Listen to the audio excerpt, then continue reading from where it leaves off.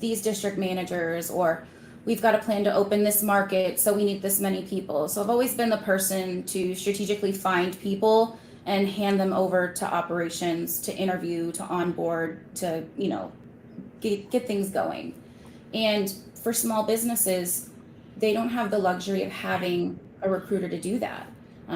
Recruitment is a luxury that bigger companies have, and it's a situation where they're not kind of the one person doing everything. When you're a small business owner, you're the marketer, you're the finance department, you're accounting, you're recruitment, you're everybody. You have all these different hats, and I would go out, to eat or to get coffee, or, talking to friends who own their businesses, and they would say, like, I can't find people. I applied on Indeed or I posted on Indeed, and I had 2 people apply, and then no one came for my interview.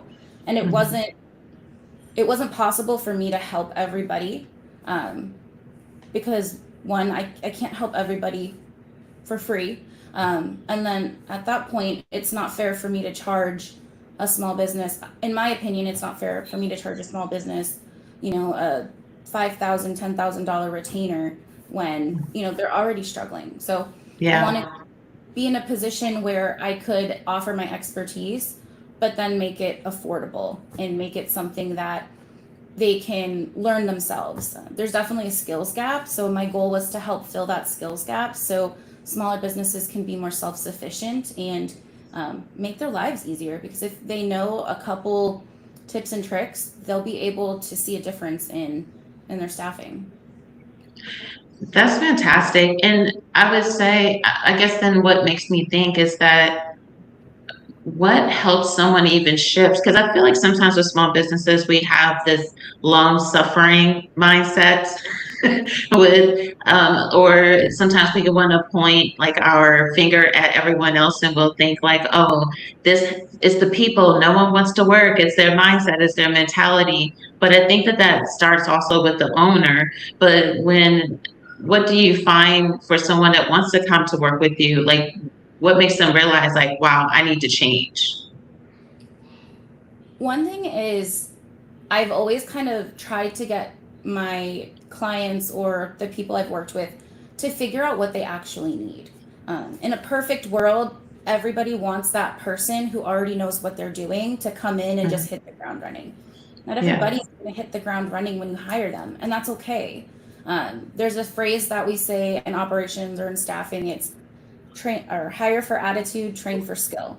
If you hire the right person and they have a great attitude, they have that willingness to learn, they're hungry to learn, they want to know more, they want to do a good job, then that's probably 90% of the battle. You can teach anybody who's willing to learn anything. Yeah. And sometimes you've got to, I don't want to say suffer, but sometimes you got to kind of pound the pavement for that short time to get those people trained. So then you take that step back and, grow more or do more, or be more, because you've got those solid people now that know what they're doing. So getting them to figure out, like, what do I really need? I don't need a dishwasher with 10 years of experience washing dishes. I need somebody who has a great attitude, who's going to come to work every day and who's going to want to learn, grow, and stay with my company. That's what you want. Yeah. And I think too, it's like with leadership, it's if you're already expecting for people to be lazy, or if you have a negative connotation about hiring people, that ultimately can impact how much faith we put into other people, or even the culture that we have. Because like, I don't think that we know those unspoken cues that we do when we're automatically expecting like, oh my goodness, this person is going to be horrible. Or maybe because you've ran through a lot of people in your position, which to me I would think is an indicator that maybe there's something internally that's happening. Because this day and age with the economy and just things, like, everyone's not just looking to quit jobs, but people are wanting to quit jobs that I feel like from an outsider standpoint that is not a positive work environment. Maybe people aren't creating are creating toxic environments, maybe underpay, because I'm almost floored at some of the positions that are put out there in the marketplace. And I'm just like, you can't expect anyone to stay long at that pay rate because how expensive certain things are just for a basic lifestyle. You're expecting that the person has a full-time job and then something else on the side if you have a low pay. So if you're not paying people well, maybe there's something to consider about the culture and other things that you can add more value in so that someone doesn't do the bare minimum just because you're paying them the bare minimum as well. Very true. I know that personally, um, you don't necessarily have to pay top dollar, but when people show up, they want to feel like they're making what they're worth. And maybe you're not paying as much as the person next door, but if you're also not treating the people well as well, that makes a big difference. Nobody wants to be somewhere where they don't feel appreciated. Mhm. And people have lives outside of work, and not everybody has the best life. When they go to work, it should be a positive environment. Yeah. Sometimes things happen and the world falls apart at work. You can have a bad shift, but then still have a really good day. Like, it can be a hard Yeah. shift, but still you guys can still have fun and enjoy it. I think that with management or leadership teams, the important thing to remember is when you're in that leadership position, you're the thermostat. You're the person who sets the Yeah. temperature, sets the mood, and sets the vibe.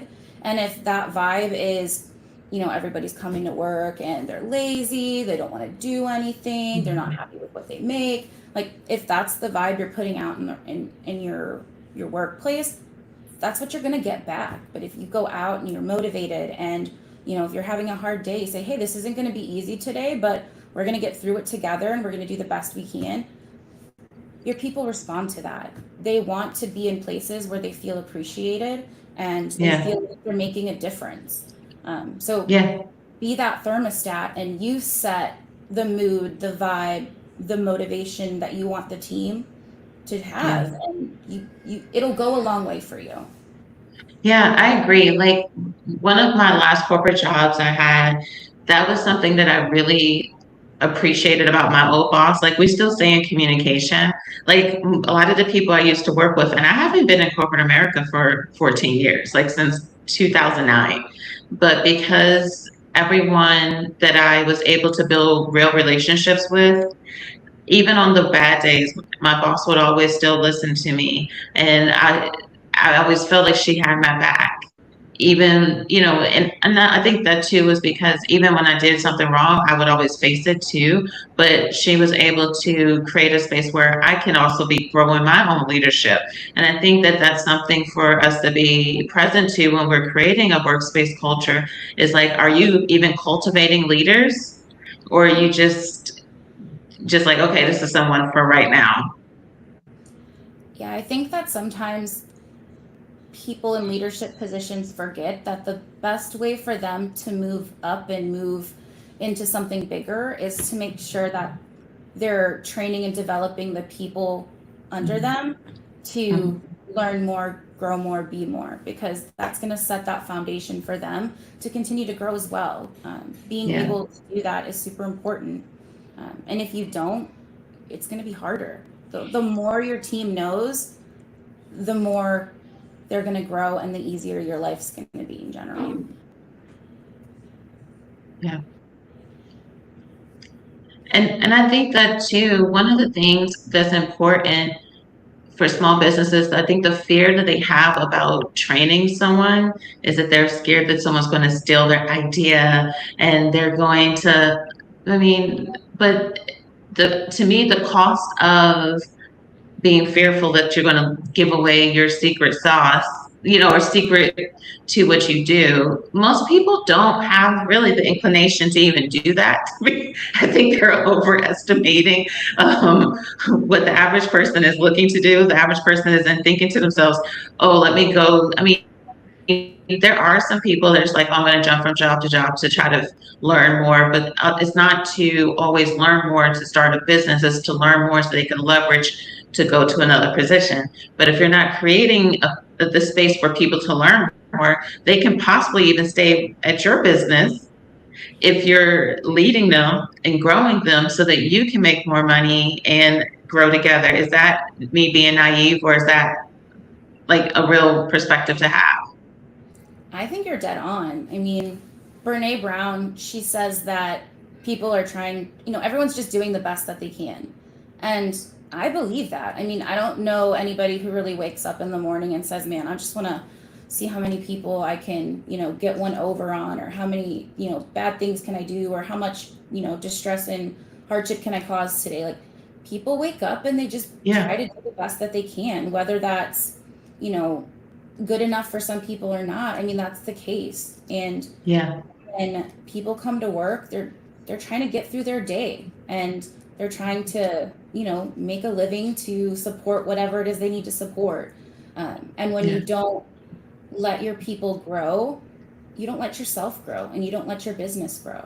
And Yeah. let's say somebody does want to steal your idea. Like, how much is really original at this point? I mean, you open up a pizza place, there's 5,000 pizza places in the DFW Metroplex. Like, what makes your Yeah. pizza so special? I mean, I can't Yeah. tell you. It's the customer service, it's the people who work there, it's the fact that my Mhm. order's always right, or the delivery people are nice, or the counter service is great. Like, your people are what's going to differentiate you from your competition. And if you're not investing in that, then Mhm.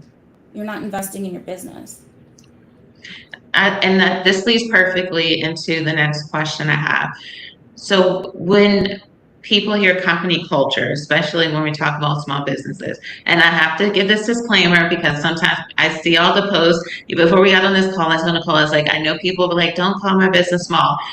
SBA standards, and whenever I say small business, I'm talking about businesses that are making under $3 million. Like, I'm talking about SBA standards. I'm not like discrediting any hard work that you do as a business. But with small businesses, what are some things that they should consider when we hear company culture? Because I feel like it's one of those things that can be romanticized, or it just feels like a foreign language in general. So when we're talking about things that can be a part of your company culture, what are some things that can actually be considered? I think that every business needs to have a set of values, or at least a set of guiding principles, or something that they're going to rally around, whether that's, a word or a handful of words. Like, they need to have something that means something to them in order to make Mm-hmm. sure that they're able to find people that are going to fit that. There needs to be some criteria around, this is what my business stands for, and these are the people I'm looking for to, take that idea and go with it. So I think that's really important. And I mean, really, what is culture? It's, how do your employees feel when they walk in the door? Are they Mm-hmm. dreading it when they get ready for work every day? Are they dragging, saying, "Oh, I don't want to come to work again. Oh, I have a 10-hour shift Another every day. day. Oh, I don't." Is that what they're doing, or are they getting up, getting dressed, getting to work, and enjoying it? I've worked for companies where I didn't feel like I was working. I'd get up, go to the office, I'd have a great time with the people I was working with. I had an excellent boss who, trusted me and believed in, what I was doing, and knew I was competent, and they let me run with things, and it was awesome. And then I've worked for places where it hasn't been like that. And it's Mm-hmm. been harder to get going. I mean, I had one employer one time where I had to like lay on my floor and be like, "Oh my God, I can't take this anymore." I had to like do these like deep breathing just to be like, "Okay, we can get through this day." So I've seen both sides of it, and it doesn't matter how big you are. You can be the size of Google, or you could be, 15 employees. It's Yeah. important that the people that work for you, they like working for you, and they Mm-hmm. believe in whatever it is you're trying to do.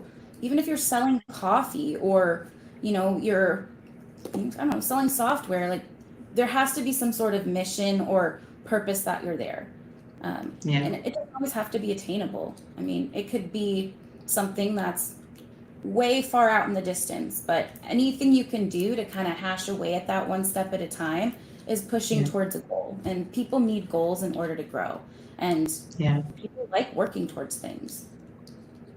Yeah. So would you say what's the best way to even communicate this? Is this something that, is this printed slogan on the wall, or is this something we implement with training? Like, how do we make sure that, I mean, I can expect that as the business owner, we need to be stepping into that. So it starts with us, but then how do we then have it trickle down when we're trying to communicate this to our team or our company? Make it who you are and what you do. When you said written on the wall, I had like this idea, this picture in my head of like this eagle soaring and like this accessory like word on the bottom that's, something super motivating. Like, that's not going to be it. It's just going to be background stuff that you're going to walk past every day and not see anymore because it's just always there. But it needs to be, this is who we are, this is how we operate, this is what we do. So put that and make it how you build your training program. If you're going to teach somebody to, I don't know, count down a cash drawer, like when you have your standard operating procedures, like have that in there. Build in why you do it this way, because integrity is important. So we do it this way, or, whatever it is. Like, you can build your values and your mission into anything. And anytime you're with your team, make your outline of your meeting part of it. Don't be afraid to say, hey, everybody, like, what are you doing today to help guests? Like, what goals do we have today? Like, how are we gonna, show our team that this is our core value? Make it part of your onboarding process. Make it part of everything. If you're gonna run a competition in your business for, who can get the most sales, or who can do this, or who can do that, bring your values into that, or bring your mission into that. Like, if you're going to go out into the community and do something, like, let your community know.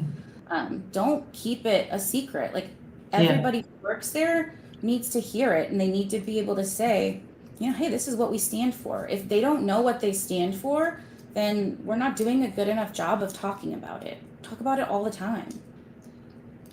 And I would assume like this might, and I may be incorrect, but I would assume that this is something that you probably want to reevaluate. I don't want to say often, but one, if your team is growing, and then I would assume that just because of how things shift in the workspace or just in our industries in general, it probably is something that would need to be tweaked or reevaluated every few years or 4 to 5 years. Is that the right assumption? Yeah, I mean, as people grow, things have different meaning. If you think about yourself, I don't know, 20 years ago, maybe you cared about the environment, but now, as you've lived life and you've experienced things and you're in a different place,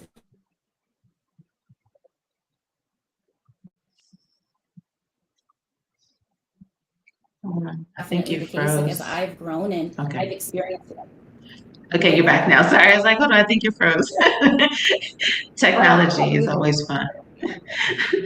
as people grow, things start to mean different things for them. And Yeah. are we good? Okay, I think you're good now. It's a little delayed Okay. technology. Yeah, I hear you. Okay, so to lead into the next question that I have before we start to wrap up, I would say the one question I have, I wanted to make sure I ask, what are some effective strategies for improving employee retention? Because culture and retention to me are aligned. I definitely agree with that. I think that the biggest way to retain your employees is make sure they understand why they're important and why what they're doing is important. If you're training them, make sure they know the why behind it.